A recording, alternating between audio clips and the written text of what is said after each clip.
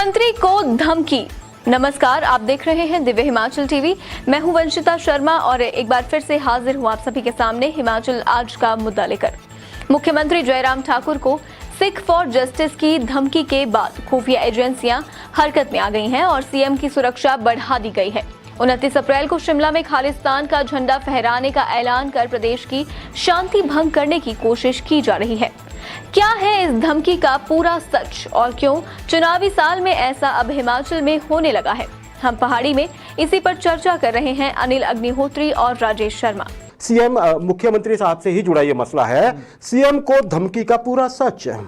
राजेश, चुनावी साल है ना जी, और हिमाचल में जो राजनीतिक घटनाक्रम है जी, वो बार बार बदल रहा है। हाँ। कभी देखिए दिल्ली में बैठक होती है कांग्रेस की, बड़ी टकटकी लग जाती है, मुख्यमंत्री साहब कुछ बोलते हैं, बहुत चर्चा हो जाती है। आम आदमी पार्टी ऐलान करती है, कुछ और हो जाता है। और अब नई बात, नया बखेड़ा जी, मुख्यमंत्री को सीधी धमकी आई है सेपरेटिस्ट की ओर से। राजेश, बिल्कुल।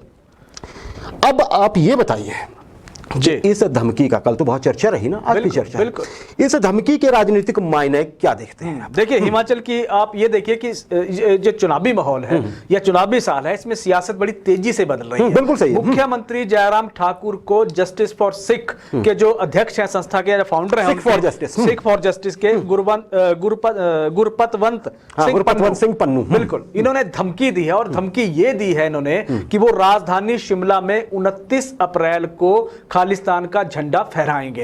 अब ये 29 अप्रैल की डेट इन्होंने क्यों तय की? सबसे बड़ा सवाल यहाँ ये उठ रहा है। 29 अप्रैल का दिन इसलिए चुना गया अग्निहोत्री जी, क्योंकि 1986 में 29 अप्रैल को खालिस्तान डिक्लेरेशन डे एक तरह से घोषित किया गया है, इसीलिए 29 अप्रैल का दिन इन्होंने तय किया। अब अगर पंथ की माने तो ये बिल्कुल पन्नू की अगर हम मानते हैं तो इनका यह कहना है, क्योंकि 1966 से पहले राजधानी शिमला पंजाब की होती थी, तो ये पंजाब का हिस्सा है, यानी कि जिस खालिस्तान की आवाज वो बुलंद करते हैं, एक तरह से उसके कनेक्शन हिमाचल से जोड़ रहे हैं। राजनीतिक मायनों पे इसलिए आते हैं क्योंकि आप देखिए चुनावी साल है और आप राजनीति को एक तरह से अलग कर दीजिए। लेकिन बड़ी बात यह कि किसी भी प्रदेश के मुख्यमंत्री को अगर कोई अलगाववादी संगठन के नेता धमकी देते हैं तो बहुत बड़ा सवाल खड़ा हो जाता है सुरक्षा पे, सिक्योरिटी पे। राजनीतिक मायने इसलिए कांग्रेस ने भी सवाल किया कि जब चुनाव आते हैं तभी आपको धमकियां क्यों मिलती हैं? राजेश, मैं आ रहा हूं आपके पास इसी सवाल को लेके। कांग्रेस की आपने जिक्र कर दी, मैं राजनीति के विरोधी कहूंगा। सिर्फ कांग्रेस ही नहीं, कुछ और सेक्ट्स की तरफ से भी कुछ बात सवाल पूछे जा रहे हैं, सोशल मीडिया पे भी उछाले जा रहे हैं। सवाल गंभीरता से पूछा जा रहा है कि क्या किसी की हिम्मत मुख्यमंत्री को या प्रदेश को सीधी धमकी देने की इसलिए पड़ी कि सरकार कमजोर है हिमाचल की? अब देखिए, विरोधी तो मौका ढूंढेंगे ही, है ना। तो अगर इसको ऐसे देखें कि ये कहा जा रहा है, लेकिन एक्सपर्ट ये भी मान रहे हैं कि इसका उल्टा भी हो सकता है। इस धमकी का सीधा सीधा फायदा मुख्यमंत्री जयराम ठाकुर और उनकी सरकार को भी मिल सकता है। कैसे संभव है ये? बिल्कुल सही है। देखिए, थोड़ा सा चीजें ये है कि पहली चीज तो सरकार कमजोर नहीं है, सरकार बिल्कुल भी कमजोर नहीं है, क्योंकि जिस चीज पे ये बात आई है वो तो देखिए बिल्कुल, हाँ, इसको लॉजिकली आप कैसे नहीं कर सकते। वो चीज संभव ही नहीं है, खालिस्तान की परिकल्पना संभव ही नहीं है आज के हिंदुस्तान में, आज की डेट में। पहली चीज। दूसरी चीज, सरकार, सीएम ताकतवर है, सीएम कमजोर है, ये अलग मसला है। मसला ये है कि चुनावी वर्ष में या चुनावी माहौल में इस तरह के विवाद या इस तरह के बवाल पैदा क्यों हो रहे हैं। दूसरी चीज, एक चीज आप ये देखिए कि कुछ दिन पहले हिमाचल और पंजाब में कंट्रोवर्सी एक पैदा करने की कोशिश की गई, वो कंट्रोवर्सी पैदा कर दी गई थी, उस पे भी परिस्थिति क्लियर है। उस पे आप ये देखिए कि पंजाब के कुछ लोग जब खालिस्तानियों का झंडा लेकर अपनी बाइक्स पे या गाड़ियों पे लगा के प्रदेश में घुस के जब यहाँ के माहौल को या शांति प्रिय माहौल को खराब करने की कोशिश करते हैं, तो क्या पुलिस कार्रवाई उस प्रदेश की नहीं करेगी? बिल्कुल करेगी। दूसरा, सरकार ने यह भी स्पष्ट किया है कि जब आप पंथ विशेष के झंडे लेके जब आप प्रदेश में एंटर करेंगे, कानून व्यवस्था को चुनौती देंगे, तो आपको कार्रवाई होगी। लेकिन अब जब पंजाब में इस तरह का माहौल है, इस तरह का मैसेज दे दिया गया कि हिमाचल में आप निशान साहिब के झंडे लगे गाड़ियों को रोका जा रहा है, तो यहां से दोनों प्रदेशों का जो आपसी तालमेल है, आपसी सामंजस्य, क्योंकि पंजाब में नई सरकार, मैं इसको जोड़ लेता हूं पहले, नई पार्टी की सरकार बनी है, तो नई पार्टी की सरकार और हिमाचल प्रदेश की सरकार में कहीं कोई विवाद पैदा करने की कोशिश तो नहीं की जा रही है। इस चीज को समझना होगा और हमारी सुरक्षा एजेंसियां इस चीज में लग गई हैं। राजेश, एक चीज इसमें यह है कि ये को पहली बार नहीं हुआ है कि एक धमकी मिली है हिमाचल को खालिस्तान समर्थकों की ओर से।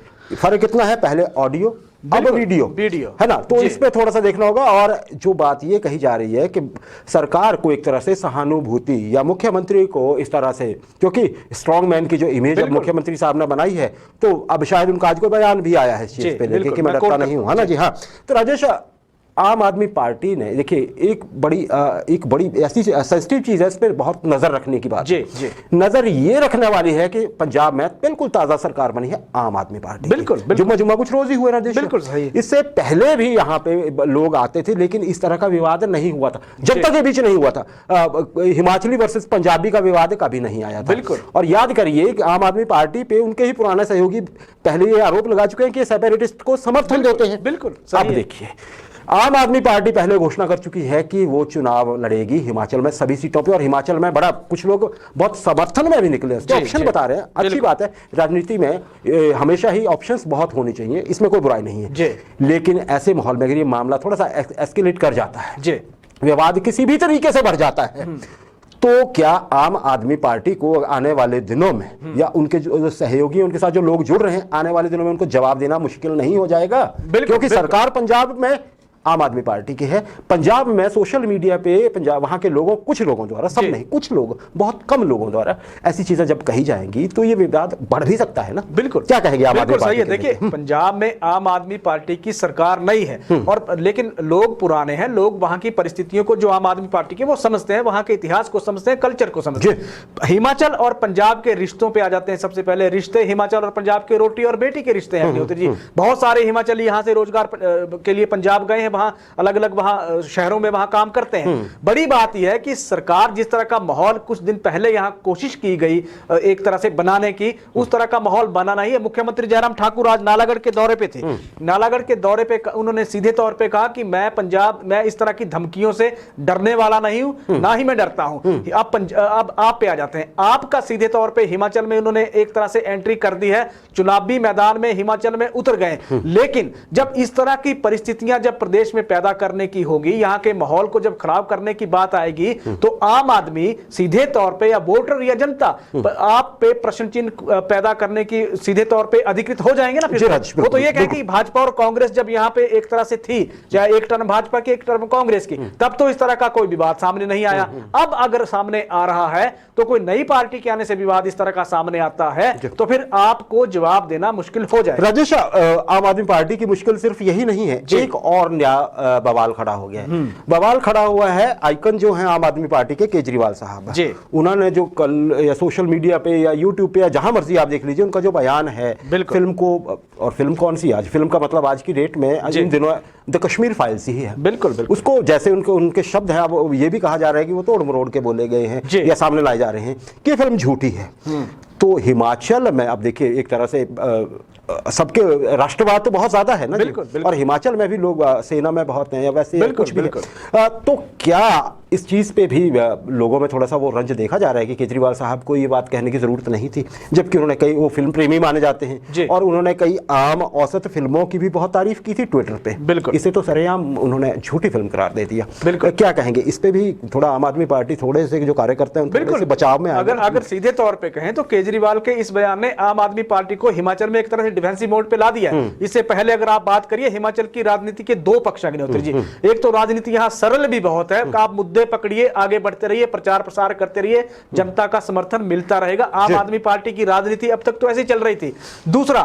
दूसरे सिक्के का पहलू यह भी है कि यहाँ की जटिल भी बहुत है। जब आप मुख्य मुद्दे भटक के कहीं और चले जाएंगे तो फिर रास्ता आपके लिए कोई बचता नजर नहीं आ रहा है। केजरीवाल साहब ने जो बयान दिया है उस बयान के दो मतलब हैं। पहला जो उन्होंने ये कहा है कि आप ये देखिए कि एक तो यूट्यूब वाला उनका बयान बड़ा चर्चित हो रहा है कि आप अगर राष्ट्र प्रेम इतना ही आपको दिख रहा है तो यूट्यूब पे डाल के फिल्म को हम टैक्स फ्री क्यों करें दिल्ली में, आप उसको वैसे करेंगे, उनको सीधा मैसेज कर दिया हम टैक्स फ्री नहीं करेंगे, आपको राष्ट्र प्रेम जगाना है यूट्यूब पे डाल दीजिए, सारी जनता देखेगी। जो फिल्म दूसरा बिल्कुल, दूसरा उन्होंने ये कहा कि अब तक ये देख लीजिए कि भाजपा सरकार 2014 से केंद्र में एनडीए की सरकार है, तब से लेके आज तक यानी कि 8 साल कितने लोग जाके कश्मीर में, कितने पंडित कश्मीर में जाके बस गए, उन्होंने ये बयान दिया।